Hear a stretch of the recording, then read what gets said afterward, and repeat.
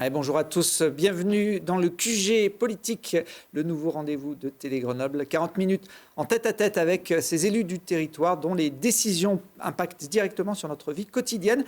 Aujourd'hui, je reçois Sylvain Laval, bonjour. Bonjour. Vous êtes le maire de Saint-Martin-le-Vinou, vice-président de la métropole en charge des déplacements et président du SMAG, le syndicat qui gère les mobilités sur la région grenobloise. À 36 ans, c'est déjà beaucoup de responsabilités. Écoutez, c'est un choix que j'ai fait et c'est un choix qui aujourd'hui me passionne et donc je m'y consacre pleinement. Bon, vous avez d'ailleurs toujours évolué dans la sphère politique au niveau de votre vie professionnelle. Vous avez fait Sciences Po, vous avez été chef de cabinet de différents ministres, dont Geneviève Fioraso, bien connue ici à Grenoble, qui était ministre de la Recherche sous François Hollande. Vous avez démarré votre carrière politique au Parti socialiste. Vos premières élections, c'était je crois en 2011 dans le Trièves sous cette étiquette. Vous êtes encore adhérent du PS ? Non, je ne le suis plus depuis plusieurs années. Vous allez soutenir qui à la présidentielle ? Les maires sont très courtisés par les candidats. Est-ce que vous irez quand même vers Anne Hidalgo ? Ce n'est pas un choix que je fais personnellement, on verra avec mon équipe, mais je n'en suis pas du tout là aujourd'hui. Bon, vous n'avez pas encore de choix arrêté sur cette échéance. Alors on va parler non pas de la présidentielle, mais de vos responsabilités ici au sein de la métropole. Le SMAG, c'est effectivement un syndicat qui est porté par la métropole, mais pas seulement, il y a d'autres collectivités qui en font partie. Absolument, donc c'est un syndicat de coopération territoriale, un syndicat mixte qui comprend 3 intercommunalités membres, donc bien sûr la métropole de Grenoble, mais aussi la communauté de communes du Grésivaudan et la communauté d'agglomération du Pays Voironnais, et le département est également membre du SMAG. C'est quoi le rôle de ce syndicat ?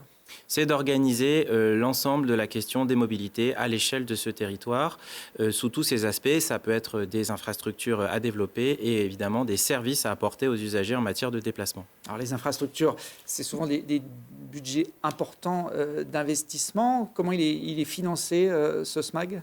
Alors il est financé par une ressource qui s'appelle le versement mobilité, qui est une contribution des entreprises sur une partie de leur masse salariale. Et donc c'est un élément important pour le territoire de savoir que nous sommes en partie alimentés par les entreprises. Il y a bien sûr des dotations des membres, donc les intercommunalités, le département verse également une partie de financement au sein du syndicat. C'est quoi l'ordre de grandeur du budget annuel d'une structure comme la vôtre ? C'est un peu plus de 600 millions d'euros quand on prend la part d'investissement. Alors effectivement, on sort d'une crise sanitaire où les transports, notamment les transports en commun, ont été impactés. Est-ce que ça a eu un effet, notamment sur les finances du SMAG ? La crise sanitaire, elle a eu un impact très lourd sur les transports de manière générale. Et donc, dans notre territoire, elle a très lourdement affecté nos réseaux de transport public, puisque, avec évidemment la période que nous avons connue, les fréquentations se sont effondrées. Donc, ça veut dire moins de recettes. Et donc, ça veut dire des déficits qui se sont établis, je ne dirais pas creusés, puisqu'il n'y en avait pas auparavant. Donc, pour la première fois de notre histoire, la société de transport TAG s'est retrouvée dans un très lourd déficit. Et comme nous sommes actionnaires de cette société au niveau du SMAC, bien entendu, nous avons une responsabilité pour contribuer à sa sauvegarde et donc aussi contribuer financièrement. Depuis la rentrée, est-ce que la fréquentation des transports en commun de la région grenobloise est revenue à la normale ou il y a encore un déficit à ce niveau-là ? Elle repart et c'est un bon signe, mais elle n'est pas encore au niveau d'avant-crise, malheureusement. Nous sommes aujourd'hui aux alentours de 80% de taux de fréquentation par rapport à ce qu'on a pu connaître avant la crise sanitaire. Alors, puisqu'on parle d'investissement, il y a le PDU qui est une sorte de feuille de route qui flèche toute une série d'investissements dans les années à venir, dont le SMAG a la responsabilité. Certains, au sein du syndicat, estiment justement que vous n'aurez pas forcément les moyens de réaliser cette feuille de route dans l'état où elle est aujourd'hui. Alors cette feuille de route, effectivement, c'est un document de référence. C'est un cadre, un horizon qui avait été posé en son temps à 2030, qui nous donne les grandes orientations en matière de mobilité vers lesquelles il nous faut aboutir. D'abord, je rappelle que ce document, il a été discuté, élaboré dans le mandat précédent par un certain nombre d'acteurs, les mêmes qui aujourd'hui nous expliquent que peut-être nous n'aurions pas assez de moyens pour le faire. Donc je les renvoie peut-être au débat de l'époque et aux prévisions de financement qu'ils avaient eues ou n'avaient pas eues en son temps. Pour autant, l'objectif, il est là et il doit demeurer, et c'est un objectif collectif, parce qu'aujourd'hui, nous ne sommes plus que l'agglomération des Grenoble sur le périmètre de ce plan. Nous avons aussi le Grésivaudan, le Voironnais, et il nous faudra certainement, dans les mois et dans les années qui viennent, travailler à une vision plus globale et plus large à l'échelle de notre bassin de mobilité. Bon, vous avez également le département qui fait partie, vous l'avez dit, du SMAG. Il y a eu des élections départementales à la fin du mois de juin. Et suite à l'arrivée de ces nouveaux représentants du département, il a fallu procéder à une nouvelle élection de la présidence du SMAG. C'était la semaine dernière. On a quelques images de cette réélection, sans suspense, j'ai envie de dire, puisqu'il n'y avait pas d'autres candidats que vous. Hein. Oui, vous savez, le SMAC, c'était un syndicat de coopération. Encore une fois, ce n'était pas un champ de bataille politique. Donc, les trois territoires s'entendent bien, discutent ensemble et construisent la gouvernance. C'est ce que nous avons fait de manière partagée entre le Voironnais, le Grésivaudan, la métropole et bien sûr le département. Alors, vous avez été réélu avec 21 voix sur 28. Vous parliez d'une coopération entre territoires. Les élus écologistes grenoblois n'ont pas voté pour vous alors que vous faites partie de la même majorité à la métropole. Vous vous y attendiez ? Écoutez, c'est leur choix. Moi, ce que je constate, c'est qu'ils n'ont pas présenté d'autres candidats, que nous avons un dialogue avec eux comme avec l'ensemble des membres du syndicat. Et lorsque les visions sont partagées, eh bien, tout le monde a sa place dans ce syndicat. Donc, c'est un travail que nous poursuivrons dans les mois qui viennent et ce sera à eux de se positionner le moment venu. Donc, vous ne partagez pas la même vision, si j'en déduis de leur positionnement, du fait qu'ils n'apparaissent pas non plus dans les vice-présidences du SMAG ? C'est un choix qu'ils font, que moi je respecte aujourd'hui, et parce qu'il y a un certain nombre de sujets qu'ils estiment être différents. Moi, je travaille encore une fois avec l'ensemble des composantes du SMAC sur un projet collectif, ce n'est pas mon projet personnel. Tous ceux qui se reconnaissent dans ce projet sont les bienvenus. Est-ce que également peut-être dans ce positionnement, une forme de revanche par rapport justement à ces élections départementales? Vous étiez candidat sur votre canton de Saint-Martin-Vinoux, qu'englobe également Grenoble et Saint-Égrève, face à un autre binôme de gauche, on va dire, soutenu par les écologistes. La campagne n'avait pas été tendre entre les deux camps.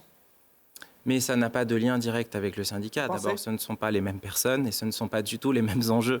Donc, moi, je ne mélange pas les choses. Il y a une élection départementale en son temps. Encore une fois, nous sommes sur un syndicat de coopération. En tout cas, on peut dire que les écologistes ne sont pas forcément votre premier soutien. Vous en avez peut-être plus d'ailleurs du côté de la droite.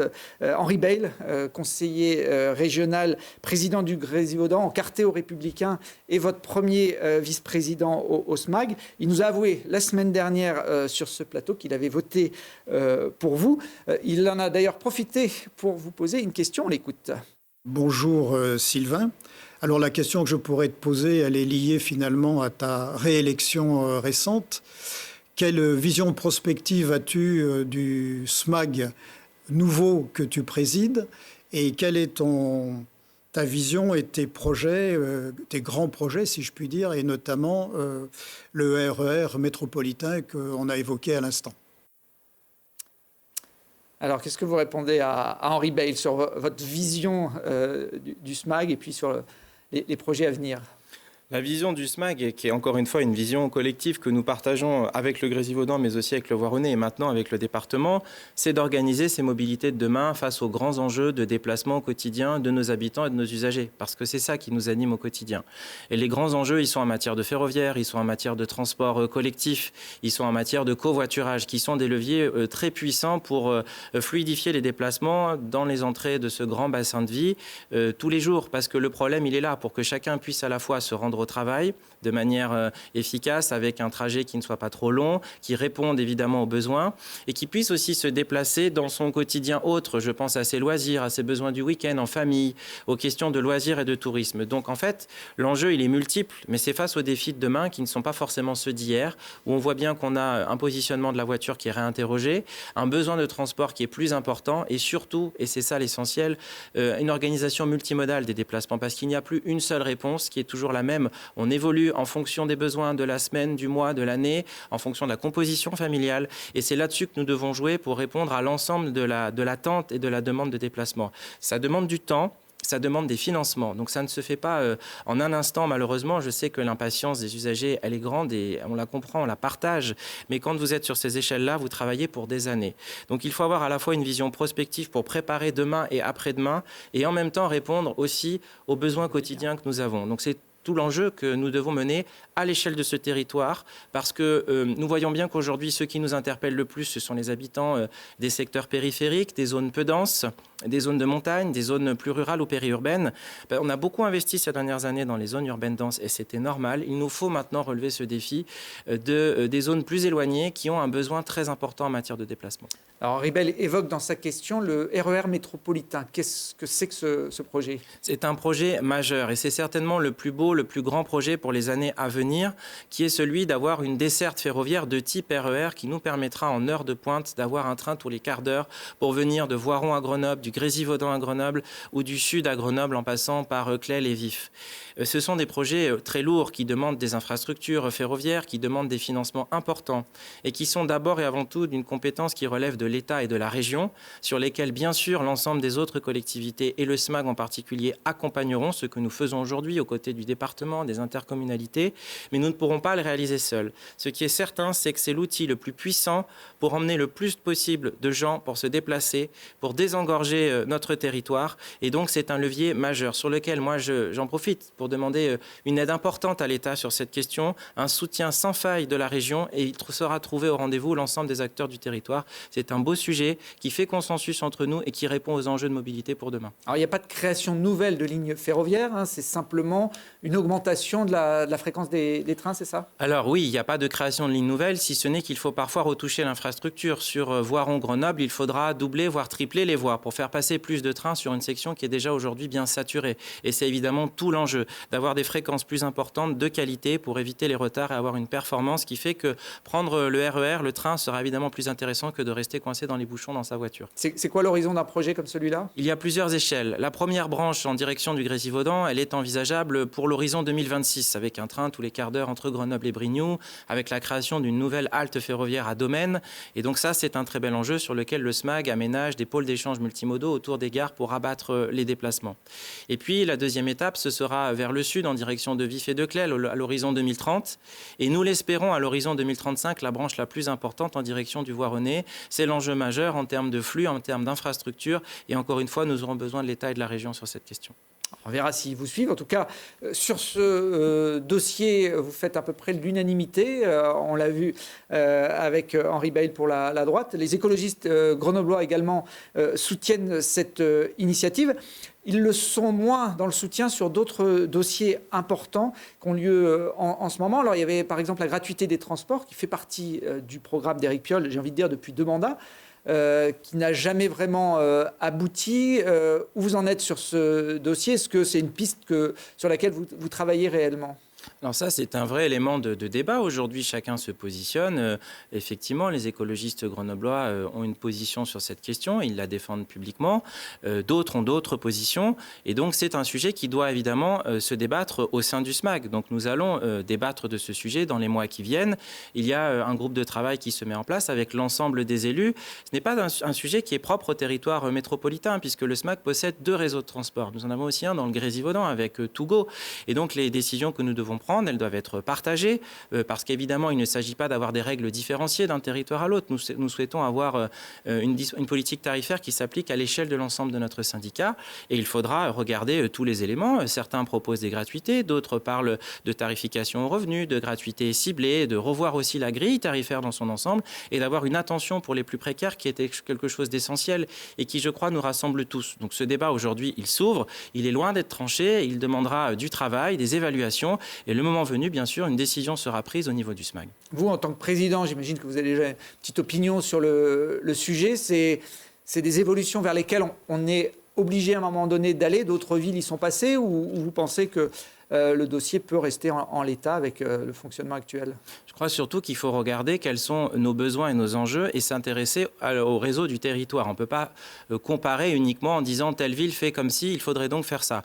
Il faut regarder quel est le fonctionnement de notre réseau, quels sont nos besoins, et quelles sont les attentes. Donc il faut avoir un regard qui est évidemment adapté à notre territoire. Moi, je n'ai pas de réponse toute faite à cette question aujourd'hui. Ce que je sais, c'est que la grille tarifaire, elle est nécessairement à revoir parce qu'elle n'a pas bougé depuis un certain nombre d'années et que l'objectif, c'est évidemment d'avoir une grille qui soit le plus juste possible, qui prenne en compte les situations des personnes qui en ont besoin. Et après, les curseurs à placer, ça c'est l'objet du débat. Ce ne sera pas une décision personnelle, c'est évidemment une décision collective. En tout cas, ça fait partie des points qui cristallisent un peu la tension. On parlait du fait que les écologistes grenoblois ne soutenaient pas votre action au SMAG. Alors, vous faites partie, vous siégez ensemble à la métropole. C'est un des sujets sur lesquels, eux, en tout cas, ils ont déjà tranché et qui veulent voir aboutir dans les années à venir. Il y a un autre sujet qui cristallise les tensions au sein de la majorité de gauche métropolitaine, c'est la fermeture du pont Esclangon entre Grenoble et Fontaine. La métropole, qui a la compétence voirie, avait fermé ce pont cet été pour des travaux. Et au moment de la réouverture en septembre, la ville de Grenoble a pris un arrêté municipal pour interdire la circulation des voitures sur le pont dans le sens Grenoble-Fontaine. Ils voudraient en faire un passage uniquement dédié aux vélos. Vous n'étiez pas d'accord sur cette décision, mais il n'y a pas eu de dialogue puisque vous avez porté l'affaire en justice. J'ai bien résumé la situation ? Alors, pas tout à fait, puisque cette fermeture, elle a été unilatérale et sans aucune concertation préalable. Donc, vous comprenez bien que dans ces conditions, nous ne pouvions pas être satisfaits. C'est une méthode qui n'est pas acceptable. Il y a 49 communes dans la métropole de Grenoble. Nous ne travaillons pas comme ça, évidemment. Les décisions, elles sont partagées, elles sont discutées en amont et ensuite, le moment venu, chacun prend ses responsabilités. Là, en l'occurrence, la métropole est compétente en matière de voirie. Je le rappelle, elle a une responsabilité de gestionnaire de voirie et donc aucune voirie ne peut être fermée par une commune sans une consultation préalable de la métropole. En l'occurrence, cet arrêté a été pris d'un point de vue totalement unilatéral, sans concerter la commune de Fontaine, sans concerter la métropole. Et donc, c'est les raisons pour lesquelles, sur le plan réglementaire, il a été attaqué. Maintenant, le sujet, c'est comment nous travaillons pour sécuriser les déplacements entre ces deux rives du Drac au regard des chantiers qui ont lieu. Et je pense que ce point-là, il fait consensus entre l'ensemble des acteurs, que ce soit Fontaine, Grenoble ou la métropole. Il faut maintenant qu'il y ait une position qui soit partagée, que la ville de Grenoble entende le fait que nous sommes tout à fait favorables à la sécurisation de cet axe. Nous y travaillons notamment sur le pont du Vercors. Des propositions ont été faites. Nous avons encore des choses à affiner dans les jours qui viennent. Moi, j'ai très bon espoir que cette voirie rouvre parce que le sujet, c'est la circulation pour les usagers entre ces deux rives du Drac. Alors, vous avez peut-être bon espoir, mais c'est vrai que le fossé semble important entre les deux camps. Là, on voit des images de la semaine dernière à l'appel du maire de Fontaine, Franck Longo. Des élus sont venus manifester, des élus qui manifestent comme ça avec une écharpe, c'est assez rare quand même. Vous faisiez partie, Sylvain Laval, de cette manifestation, aux côtés d'Émilie Chalas, par exemple, la députée de la circonscription de Grenoble. Vous avez déclaré à l'occasion de cette manifestation que vous aviez l'impression de vous faire balader par la ville de Grenoble. Vous confirmez qu'ils sont toujours en train de vous promener ?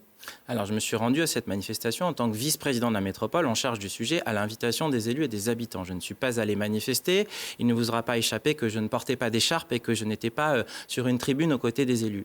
Moi, je suis allé rappeler la position de la métropole parce que la position que nous avons, c'est la même, encore une fois, pour les 49 communes.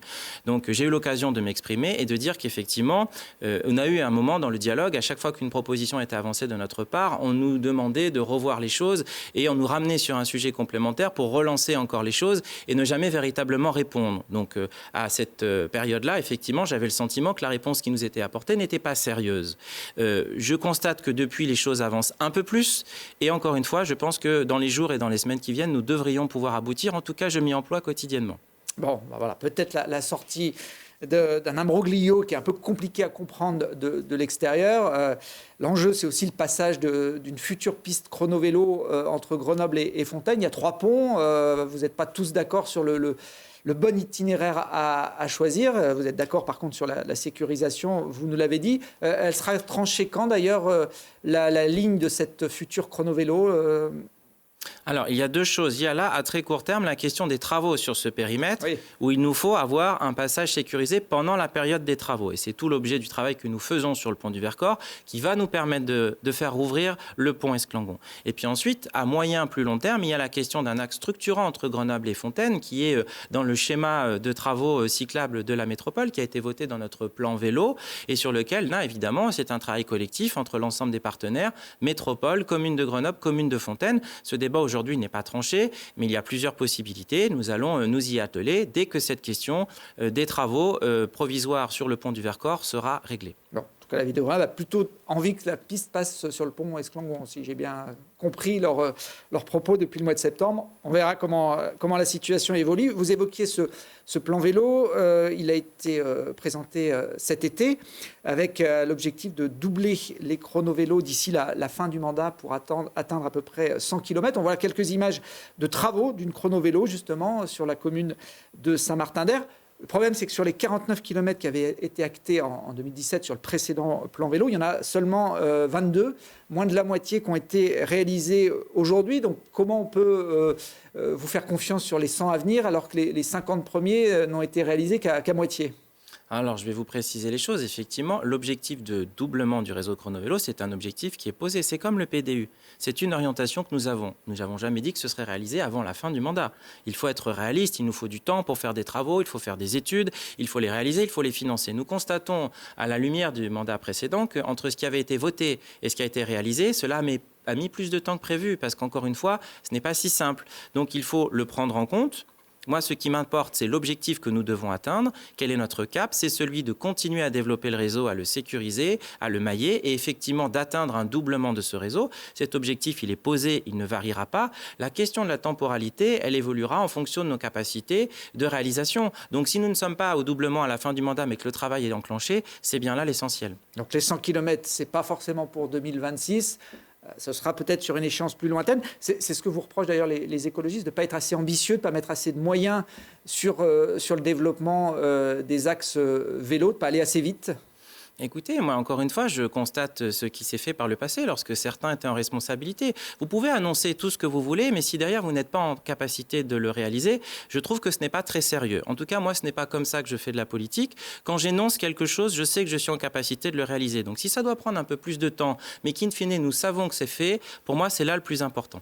Bon, pour tout le monde comprenne bien, quand vous évoquez ceux qui étaient en responsabilité avant, il s'agit de Yann Mongaberru qui était président du SMAG avant vous et qui fait partie de la majorité grenobloise écologiste soutenue Yann Mongaberru par Éric Piolle et qui effectivement était aux commandes de ce syndicat jusqu'en 2020. Puisqu'on parle des déplacements vélo importants sur l'agglomération, ils se développent de plus en plus.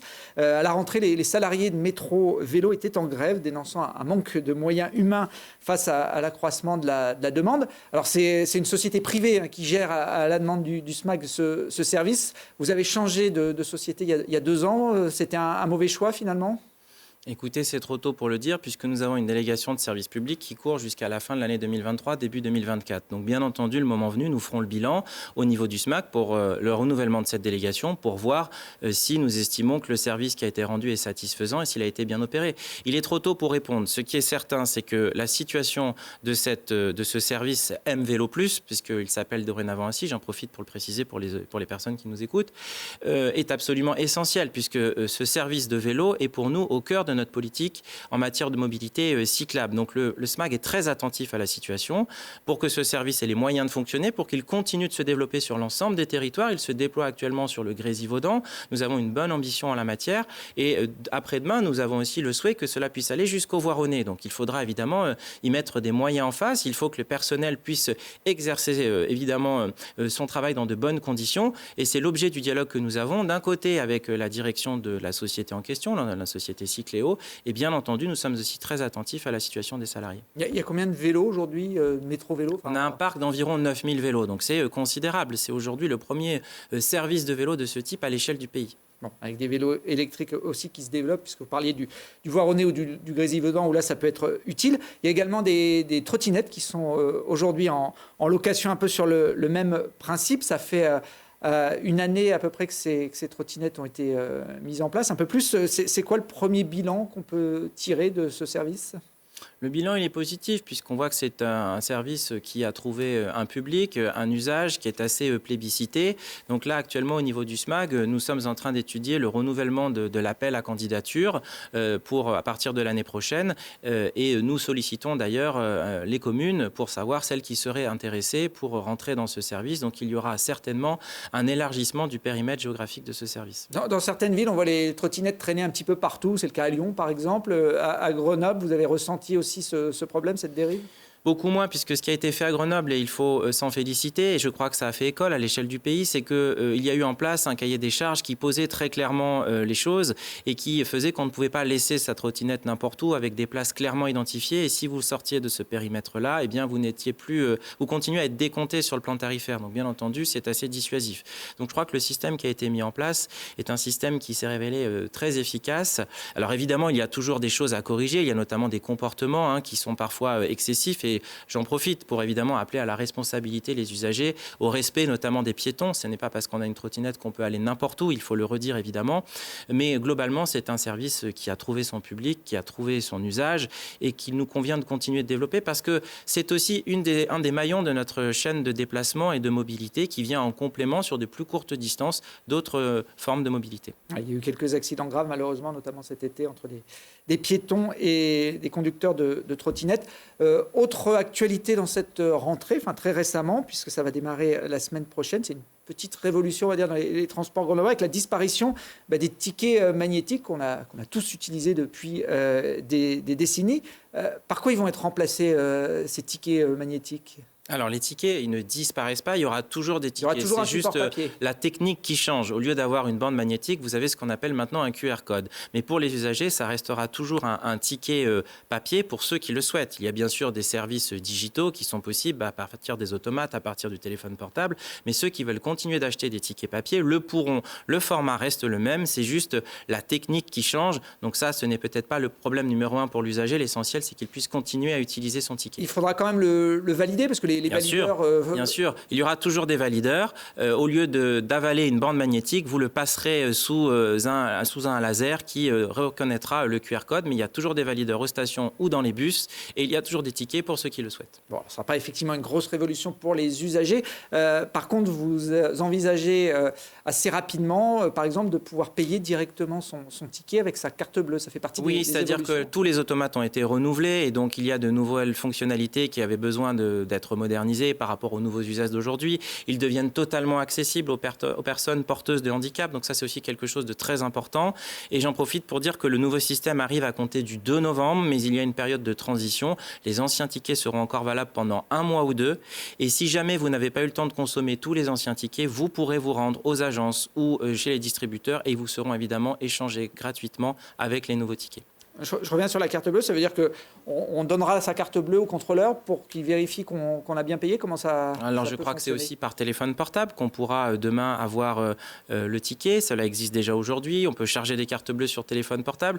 Et il y a encore des évolutions à venir. C'est en train de se mettre en place, mais à chaque fois nous aurons l'occasion de communiquer. Mais je ne veux pas effrayer les usagers qui n'utilisent pas aujourd'hui ce type de mode de paiement. Il restera bien toujours un ticket papier pour ceux qui le souhaitent. D'accord, on n'a pas besoin forcément de son smartphone. Non, c'est une possibilité, mais c'est uniquement pour ceux qui le souhaiteront. Alors, on a vu ces dernières semaines qu'il y avait une pénurie de chauffeurs dans certains territoires, comme en Matésine par exemple, où certaines dessertes ont dû être annulées faute de chauffeurs. C'est tendu aussi dans l'agglomération ?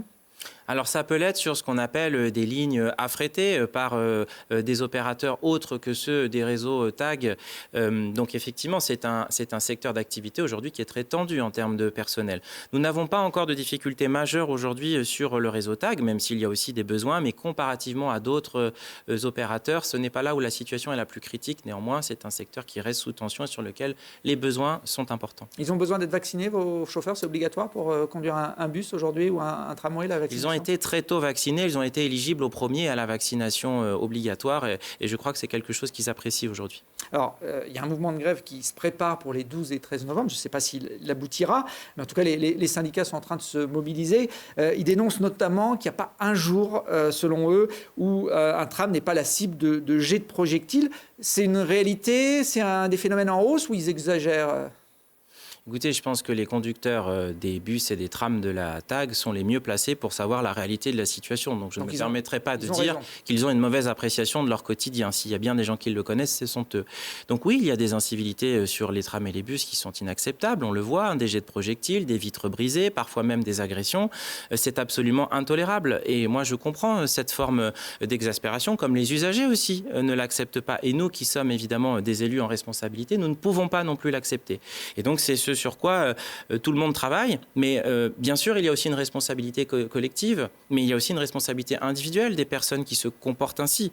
Et ça, c'est le problème de la société dans laquelle nous vivons, où vous pouvez organiser des choses, et nous devons le faire, mais il y aura toujours un moment aussi où il y aura des responsabilités individuelles.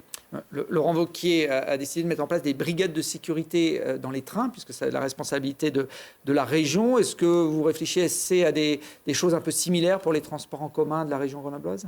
Écoutez, ça, c'est des sujets qu'il faut évidemment débattre avec l'ensemble des acteurs. Il y a les maires des communes concernées, il y a l'ensemble des élus du SMAG, il y a les personnels concernés également, il y a les acteurs de sécurité, la police, la gendarmerie, l'État. Donc ça, c'est un travail partenarial qu'il nous faut conduire. Vous allez mettre ça en discussion? Oui, nous le faisons puisque chaque année, nous avons un comité local de sécurité sur les transports qui se réunit sous la présidence du préfet, qui n'avait pas pu avoir lieu l'année dernière cause de crise sanitaire, que nous aurons début 2022 pour mettre autour de la table l'ensemble des acteurs pour voir comment nous opérons. Mais il existe déjà des choses, je veux le rappeler. Et nous avons évidemment des forces de sécurité qui sont présentes dans les transports en commun, que ce soit des policiers, des gendarmes, parfois en tenue, parfois de manière plus discrète en civil. Nous les soutenons d'ailleurs évidemment avec la société de transport en leur fournissant des titres.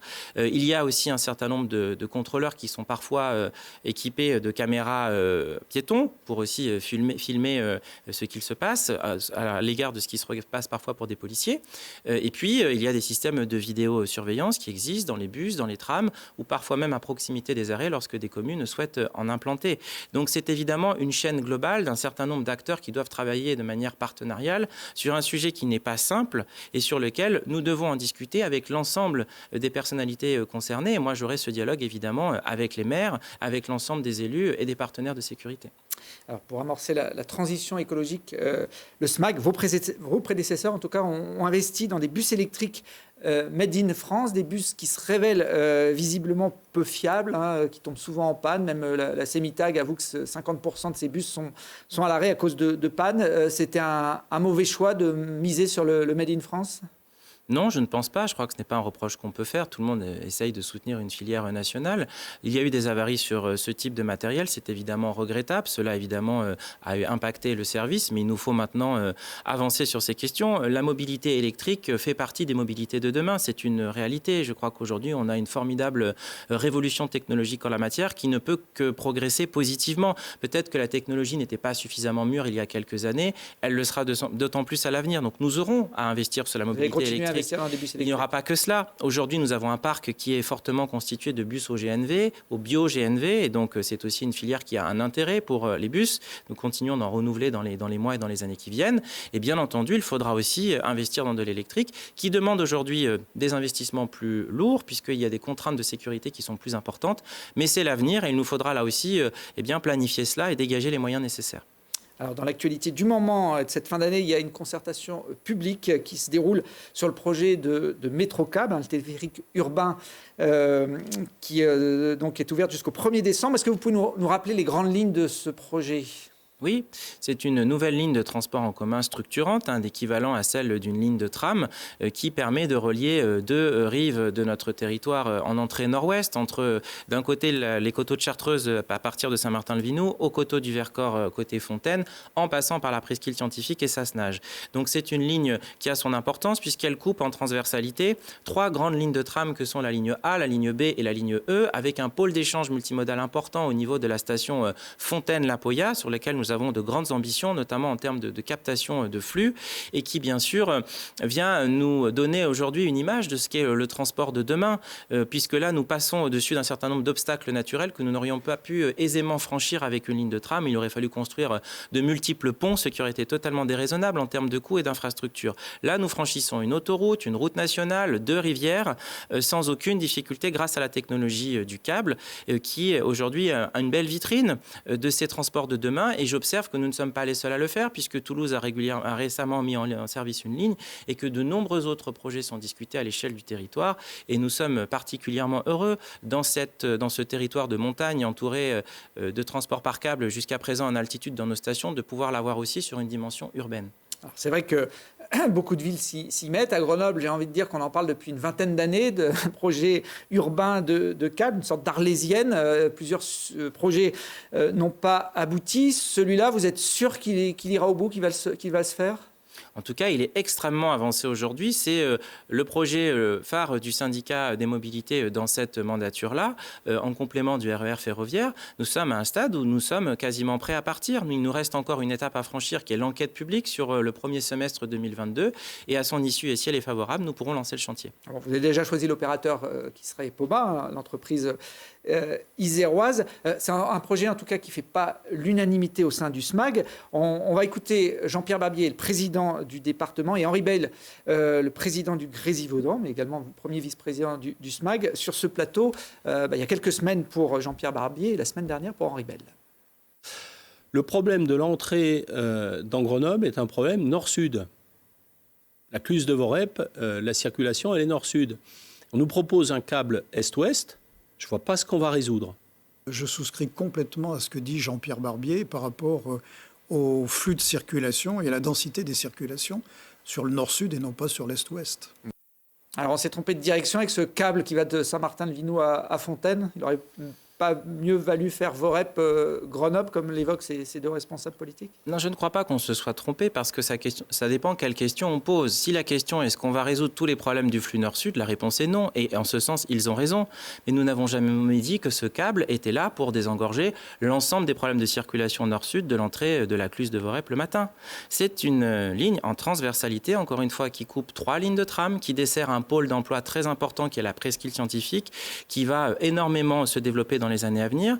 Il est du côté de Fontaine-la-Poya et de Sassenage sur une zone qui est en dynamique aussi de construction de logements, qui va être un pôle de déplacement important, qui capte les descentes de flux des massifs, que ce soit le Vercors d'un côté, la Chartreuse de l'autre.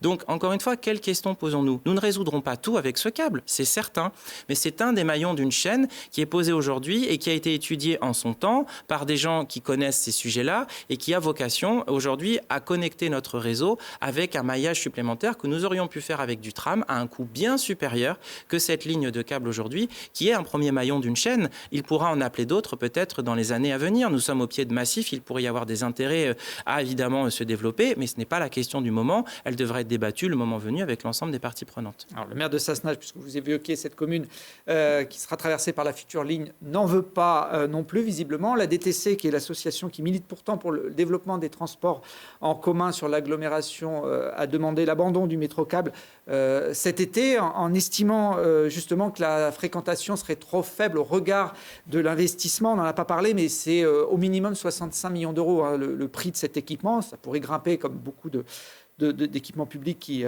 qui entre l'enveloppe initiale et l'enveloppe finale, on a vu le Stade des Alpes où ça avait été multiplié par 2,5. Donc on est sur des très gros investissements et les associations, notamment la DTC, estiment qu'il n'y a pas assez de monde qui sera concerné par ces déplacements entre Saint-Martin-de-Vinoux et Fontaine. Vous entendez ces arguments ? Alors je les connais puisqu'ils ne sont pas nouveaux et il faut reconnaître une position constante sur ce sujet à cette association. Mais vous savez, des projets de ce type, ça fait rarement l'unanimité. Donc qu'il y ait des gens qui aient des positions divergentes, c'est normal. C'est aussi l'objet du débat public. Chacun doit pouvoir s'exprimer et poser ses arguments.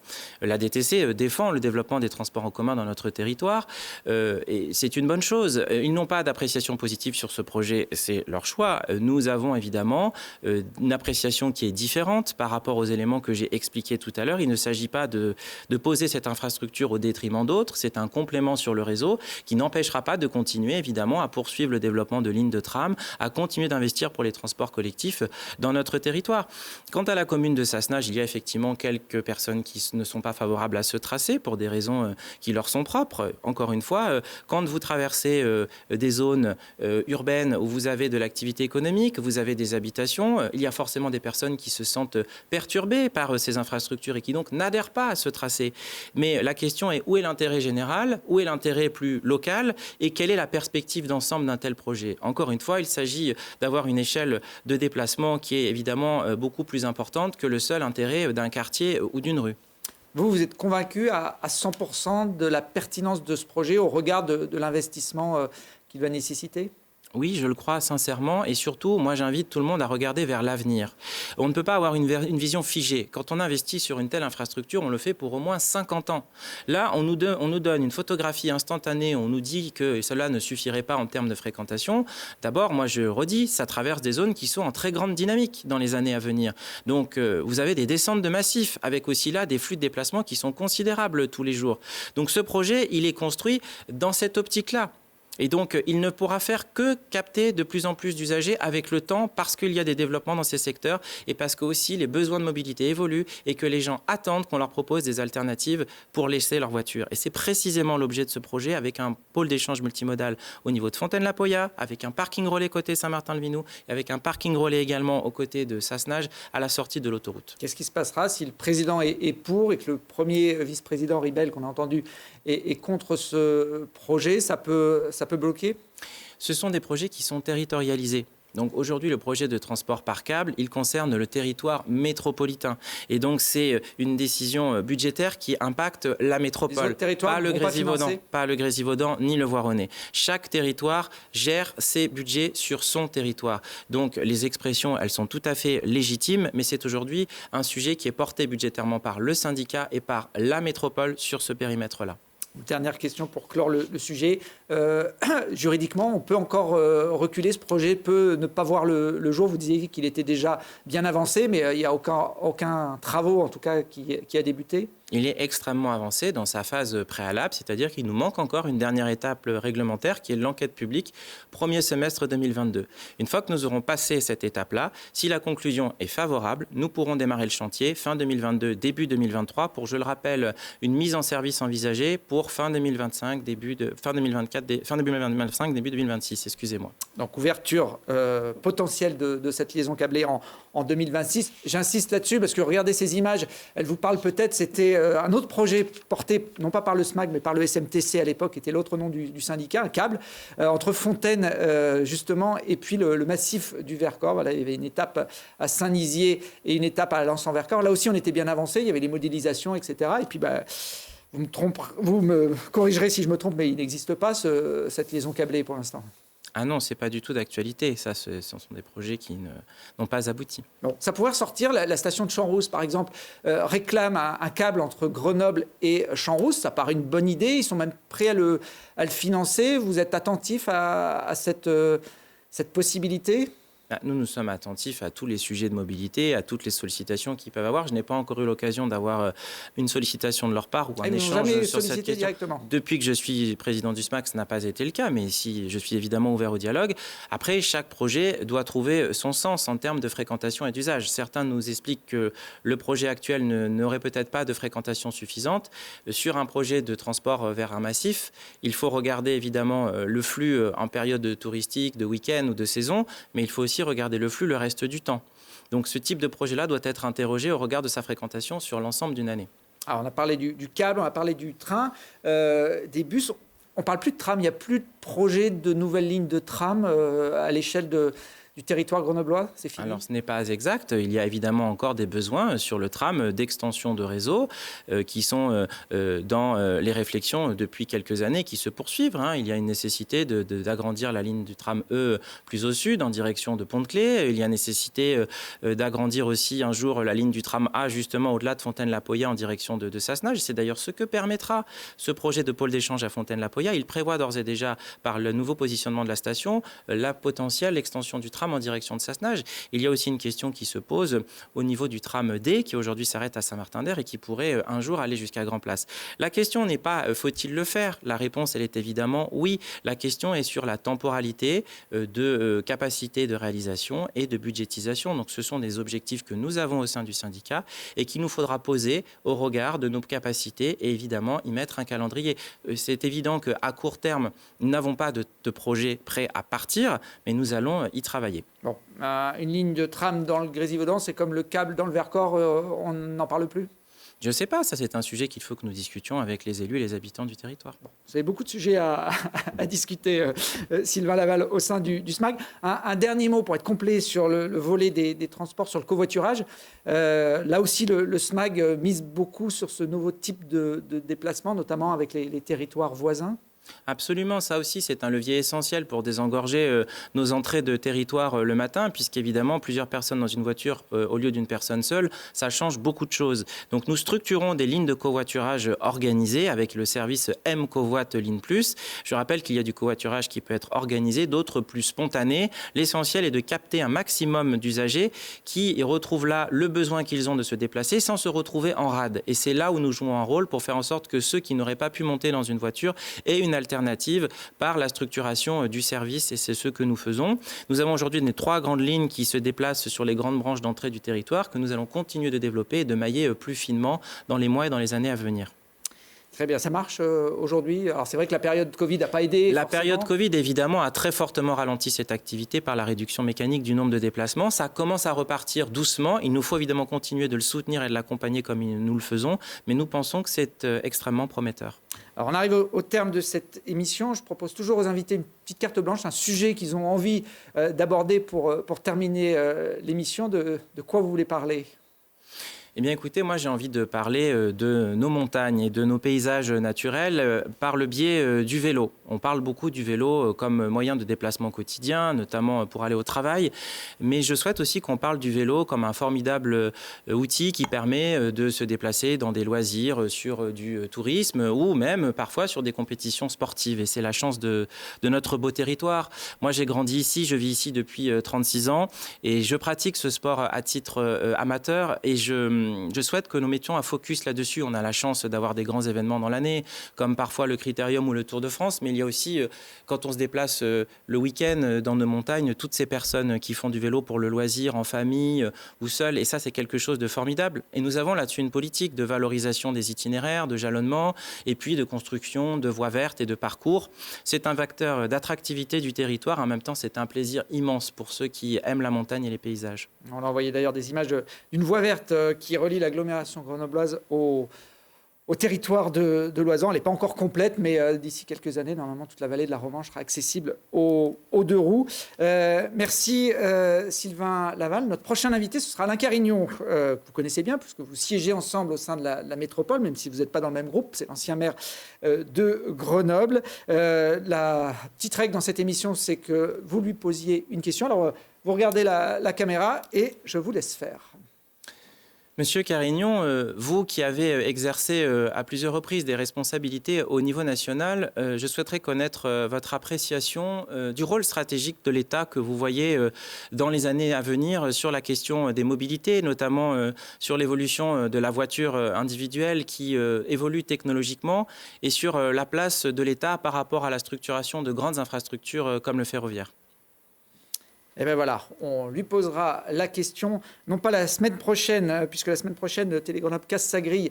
On aura des émissions tous les soirs en lien avec les rencontres ciné-montagne. Donc le QG politique reviendra le 12 novembre avec donc Alain Carignon comme invité de cette émission. Merci Sylvain Laval d'être venu vous prêter à cet exercice. Et donc on se retrouve dans 15 jours.